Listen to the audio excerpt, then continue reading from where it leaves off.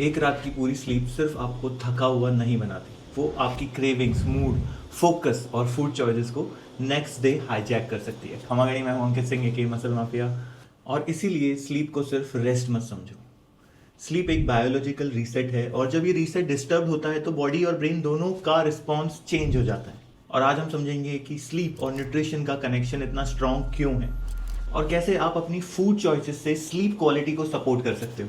So the problem is, बहुत लोग सोचते हैं कि स्लीप का इश्यू सिर्फ लेट सोना है, लेकिन पुअर स्लीप का इफेक्ट उससे काफ़ी ज़्यादा डीप होता है। अगर आप लेट सोए, नींद की कमी हुई या स्लीप क्वालिटी खराब हुई तो नेक्स्ट डे क्रेविंग्स बढ़ सकती है, इम्पल्सिव ईटिंग हो सकती है, एनर्जी क्रैश हो सकता है, पेशेंस भी कम हो सकता है और मूड लो हो सकता है, ऐसा रिसर्च कहती है। और ये साइकिल डेंजर होती है क्योंकि पुअर स्लीप हमेशा बैड फूड चॉइसेस को पुश करती है और बैड फूड चॉइसेस स्लीप को और वर्स कर सकती है।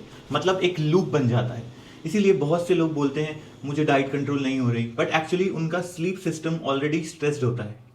तो आइए जानते हैं इसका मैकेनिज्म क्या है। स्लीप और न्यूट्रिशन के बीच लिंक एक डायरेक्शन में नहीं है, बोथ वेज है। सबसे पहला मैकेनिज्म है appetite regulation. Poor sleep hunger hormones और सेटाइटी सिग्नल्स को डिस्टर्ब कर सकती है, जिसकी वजह से आपको ज़्यादा फूड चाहिए ऐसा लग सकता है। दूसरा मैकेनिज्म है रिवॉर्ड सेंसिटिविटी। स्लीप डिप्रिवेशन के बाद ब्रेन क्विक एनर्जी फूड को ज़्यादा अट्रैक्टिव समझता है, स्पेशली शुगरी, सॉल्टी और हाईली प्रोसेस्ड फूड को। तीसरा मैकेनिज्म है फूड की टाइमिंग और उसका कॉम्पोजिशन। हैवी और late night meals, caffeine timings, low fibre diet और irregular eating patterns sleep quality को डिस्टर्ब कर सकते हैं। दूसरे वर्ड्स में बोलूं तो जो आप दिन में खाते हो वो रात को आपके स्लीप आर्किटेक्चर को इन्फ्लुएंस करता है। और एक इंपॉर्टेंट साइंटिफिक एंगल की बात करें तो स्लीप और डाइट दोनों स्ट्रेस रिस्पॉन्स, इन्फ्लेमेशन और मेंटल हेल्थ से कनेक्टेड है। इसका मतलब है पुअर स्लीप और पुअर डाइट दोनों मिलकर मूड को अनस्टेबल बना सकते हैं। जानते हैं एविडेंस और रीसेंट स्टडीज क्या कहती हैं। कंसिस्टेंटली ये शो करती हैं रीसेंट स्टडीज की स्लीप और डाइट स्ट्रांगली लिंक्ड है। यूके की बायोबैंक स्टडी हो या फिर 2020 का स्कोपिंग रिव्यू हो, दोनों ने ये पता लगाया कि एक बहुत ही स्ट्रांग रिलेशनशिप है डाइट और स्लीप हेल्थ के बीच में। बट इसने ये भी हाईलाइट किया कि फ्यूचर रिसर्च को ज्यादा फोकस करना चाहिए overall diet quality, sleep timing, sleep hygiene rather than single nutrient और सिंगल सप्लीमेंट। आजकल इस चीज में भी इंटरेस्ट बढ़ रहा है कि ट्रिप्टोफैन और मेलेटोनिन रिच फूड कैसे सपोर्टिव हो सकते हैं आपकी स्लीप के लिए।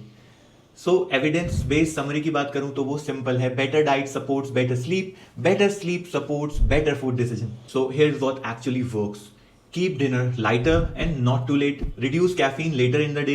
Include enough fiber in daytime meals. Don't go to bed extremely hungry or overly stuffed. Add regular meal timing to your body gets a predictable rhythm. Keep sleep and wake up time more consistent. Use food to support sleep, not sabotage it.